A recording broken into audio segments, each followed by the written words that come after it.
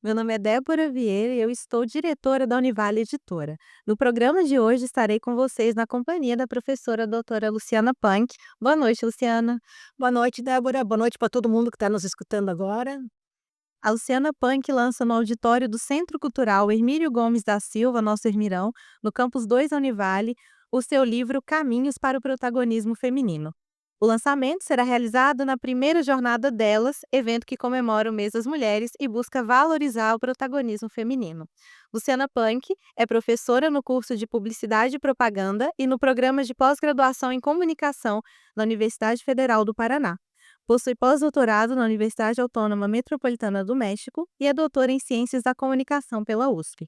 Em 2016, Luciana Punk foi escolhida como uma das 12 mulheres mais influentes da comunicação política pela Academia de Artes e Ciências Políticas de Washington, Estados Unidos. Ela também é consultora externa convidada de instituições como o Tribunal Superior Eleitoral e a Câmara dos Deputados, e é autora de livros publicados no Brasil e no exterior. Luciana, conta pra gente como começou esse interesse em estudar as relações entre política e gênero. Sabe que, eh, quando veio, né, esse recorte, digamos assim, foi não vou dizer que algo foi inesperado, mas foi algo que eu foi um "ahá", "Nossa, isso está acontecendo, tem pouca mulher". Por quê? Desde o século passado, literalmente, eu estudo comunicação política e discurso político, só que eu não tinha essa preocupação. Quando fui fazer o pós-doc, é que isso apareceu. Aliás, a primeira vez que eu estudei com perfil de recorte de gênero, na verdade, foi quando eu fiz uma pesquisa sobre discursos do Lula. Uma revista espanhola me chamou para escrever, e era uma revista chamada justamente Questões de Gênero. E me convidaram, eu falei: "Mas como é que eu vou colocar o Lula aqui no meio?", porque eu estudava o Lula na época. Muito que bem, aí eu fui ver como é que o Lula dirigia às mulheres no Dia da Mulher. E assim foi a primeira vez que eu tive esse recorte. Mas até, aí foi pontual. Depois a Folha de São Paulo me chamou para fazer uma análise da Dilma, e assim foram coisas pontuais. Mas quando fui para o pós-doc, eu fui com o intuito de pesquisar 3 mulheres candidatas presidenciais. E quando vi que as situações se repetiam no discurso, na situação de dificuldade, nos desafios, ali parece que me abriu uma porta muito grande e eu comecei a ler muito sobre isso. E assim, foi um mundo inteiro que se abriu. E pensa, eu como mulher, eu não tinha essa preocupação antes. Então acho muito importante a gente falar sobre isso, porque muitas mulheres não têm essa preocupação. Veem como algo, de feminista chata, e não é por aí, é algo que nos afeta diretamente, e foi assim que aconteceu comigo. E eu fico pensando, né, porque a gente, por vezes não coloca, nós não nos colocamos nesse lugar de pesquisadora, né, de porta-voz das nossas preocupações. Como que foi essa experiência para você? Como que você observa, você enquanto mulher, estando ali observando mulheres e vendo como essa política é feita? Foi uma das melhores escolhas que eu fiz na minha vida, porque eu já tinha um espaço de fala, né, um lugar de fala muito privilegiado, digamos assim, no mundo masculino, que é o mundo de palestrantes de comunicação política na América Latina, que eu comecei a dar palestra em 2007, fora, né, do Brasil, fora antes, mas fora do Brasil. E eu via que eu praticamente era a única mulher, e aquilo me dava um desconforto. E eu quando eu comecei a falar sobre o tema, né, das mulheres na política, nossa, eu levei tanto ataque, dessas mesmas pessoas que me convidavam, né, daí, que eu comecei a criticar, que eles faziam mesa de mulheres no cantinho, Uhum.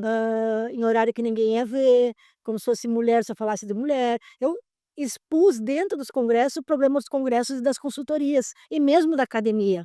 Então eu me senti como uma porta-voz, de certa forma, de mulheres, tanto que tem mulheres em partidos políticos e outras instituições que me chamam, justamente porque eu posso, entre aspas, falar coisas que elas, entre aspas, não podem, ou que elas não se sentem confortáveis de falar nas instituições. Aí eu falo, acho super engraçado, porque daí às vezes tem partido, o partido político é o grande gatekeeper, né, é um dos que mais fecha para as mulheres. E eu vou lá e falo isso. E eu sempre penso: "Ah, nunca mais vão me convidar, né", porque eu falo certas coisas que, né. Que nada, logo depois convidam de volta e tá tudo certo, então é uma relação muito, amistosa, né, com esses espaços políticos, mas como mulher eu me sinto realmente uma voz, né, para outras mulheres nesses espaços. E o seu livro, né, lançado pelo Univale Editora, ele traz essa preocupação, traz esses desafios e traz essas respostas de uma jornada de pesquisa, né. Como que surgiu a pesquisa e a ideia para o livro Caminhos para o Protagonismo Feminino? Também foi algo, assim, muito despretensioso. Às vezes as coisas acontecem na vida da gente de uma maneira muito fluida, e esse livro foi assim. Como é que foi o contexto, né, da criação desse livro? Primeiro que já fazia anos que eu estudava, né, vivenciava questões de gênero na política, na comunicação política. E eu comecei a observar que essas mulheres que eram candidatas tinham muita boa vontade. Elas eram muito boas, muitas vezes muito preparadas, só que não se elegiam. E claro, eu fui, elencar vários fatores que levavam a essa não eleição. Mas e juntando com isso, né, com essa reflexão, com esse incômodo que eu tinha, veio a pandemia. E eu não sei você, mas eu precisei lidar com a minha saúde mental, Sim, com porque certeza. foi algo muito desafiador. Lidar com a pandemia, foi muitos medos, né, ali, e estar dentro de casa e não saber o que fazer, enfim. Daí eu até brinco que foi para não pirar o cabeção, eu comecei a pesquisar. Eu comecei a fazer essa pesquisa, comecei a pesquisar. O que que eu comecei a pesquisar no final das contas? Os países onde as mulheres eram líderes na pandemia, né, que naquele momento eram 24. Eu comecei a fazer levantamento, como é que estão as mortes nesses locais? Como é que está a democracia nesses locais, a liberdade de imprensa, tudo isso. E uma coisa foi levando a outra, quando vi estava saindo um livro. Foi basicamente isso daí. E aí você trouxe sobre a questão da pandemia, né, para mim é um dos momentos mais importantes, mais interessantes do seu livro, é a discussão da pandemia, né, sobre a liderança feminina, e aí dentro do livro, né, dentro dos dados que você traz tá lá, né, temos países como Nova Zelândia e Islândia, por exemplo, com baixíssimo índice de mortes por covid, né, a gente teve 26 mortes na Nova Zelândia e 29 na Islândia. É a partir das suas pesquisas e de todo esse contexto que você está trazendo no livro, você acredita que casos como esse podem mostrar ao mundo que lugar de mulher é também na gestão pública? Sem dúvida nenhuma.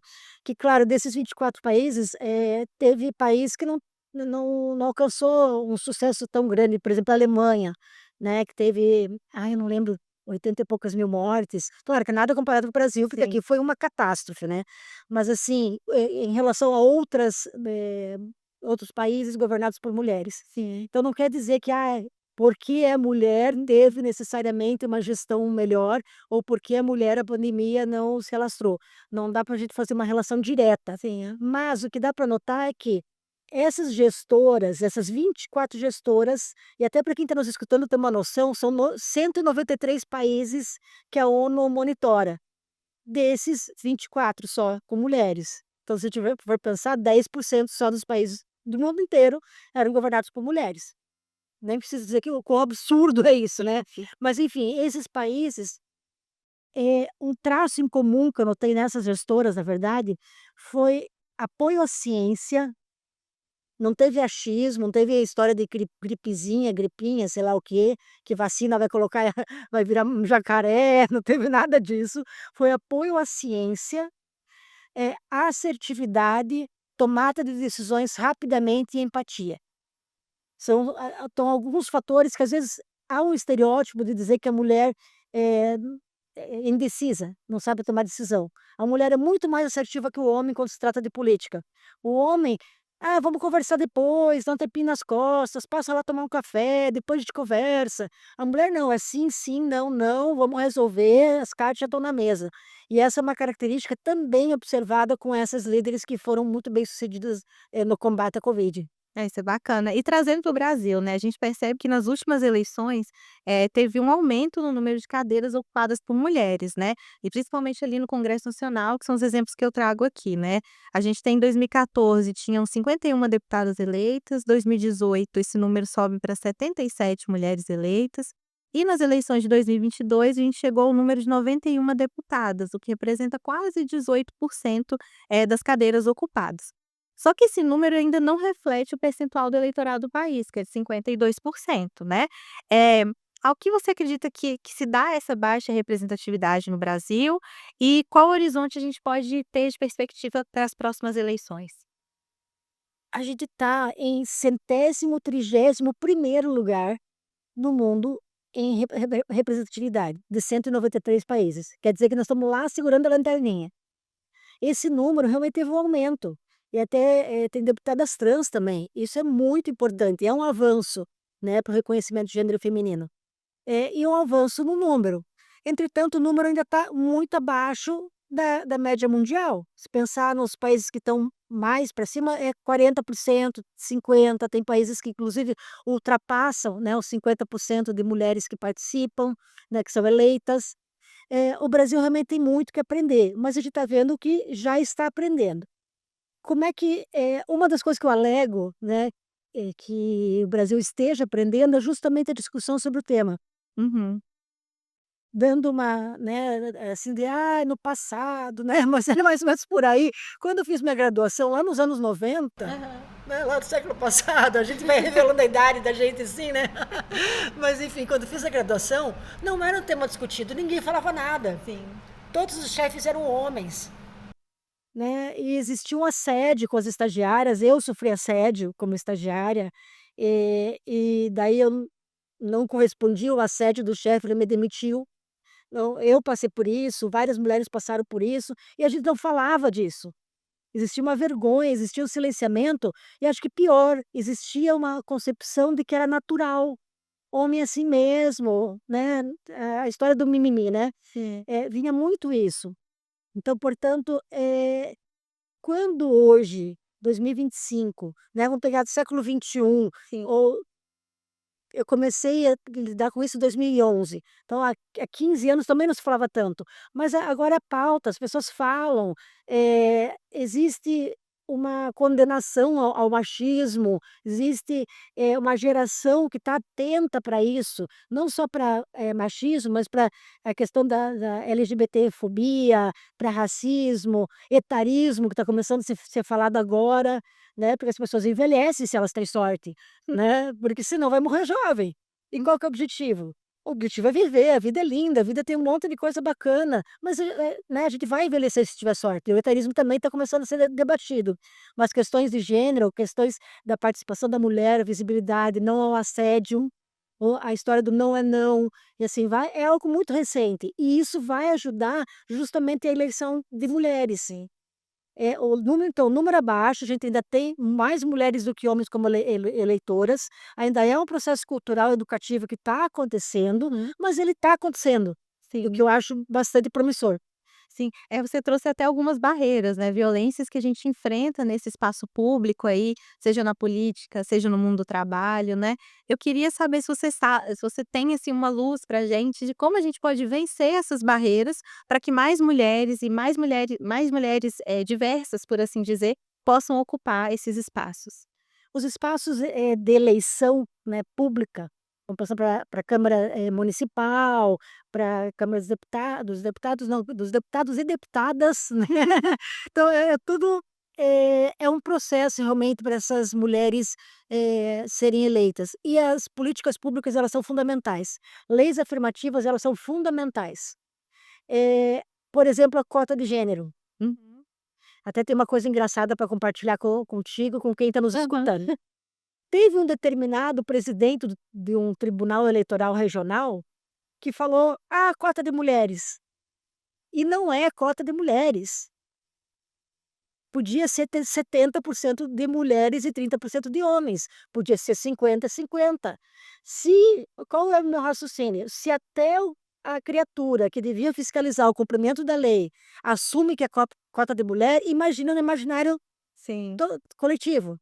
Mas mesmo com esse equívoco, digamos, de leitura dessa lei, essa lei é fundamental, assim como de inserção das mulheres no horário gratuito, de ter capacitação vinda dos partidos, de ter financiamento público para as campanhas, tudo isso é fundamental.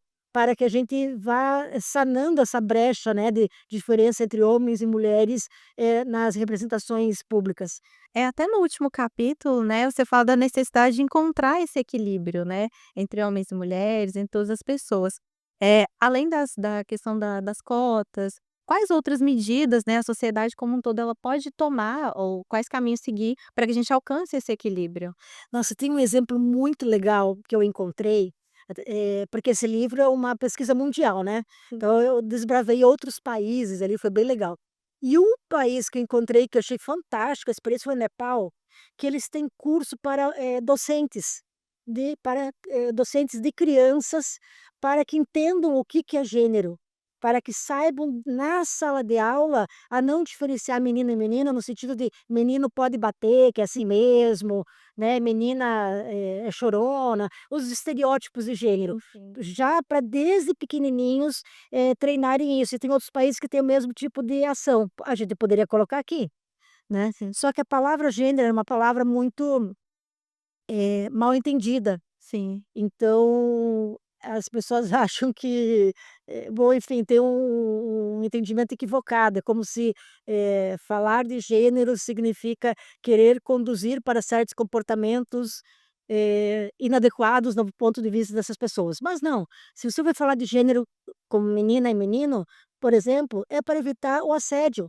para que o menino não assedie quando for adolescente, para que a menina veja que tanto seu corpo tocado não é normal, é crime. Por isso precisa ter uma educação. Além disso, eventos com paridade de gênero é muito importante, capacitação de equipes também é importante, o uso da linguagem é importante, em vez de dizer "bom dia a todos", né, falar todas e todos, ou falar a as pessoas que estão aqui, usar um vocabulário mais inclusivo. Então, é um processo, efetivamente, de mudança cultural e isso acontece lentamente, mas tem caminhos para a gente seguir se tiver boa vontade. E falando em caminhos, eu queria perguntar, né, qual é a principal mensagem do seu livro Caminhos para o Protagonismo Feminino, para quem está nos acompanhando? A principal é protagonize. Basicamente isso, protagonize.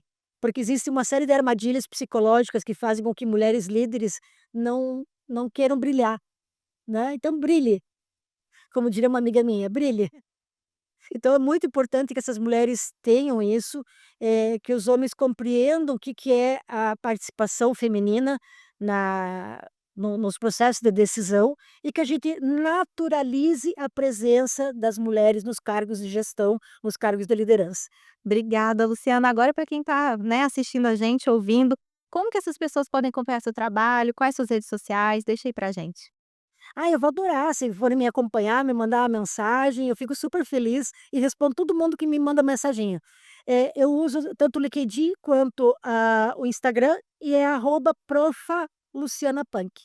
Obrigada, Luciana. Então, gente, esse foi o bate-papo com a autora do livro Caminhos para o Protagonismo Feminino, Luciana Punk. Obrigada, Luciana, por participar com a gente aqui do Uni 360 e obrigada a você que nos acompanhou até aqui. Boa noite. Boa noite, foi um prazer.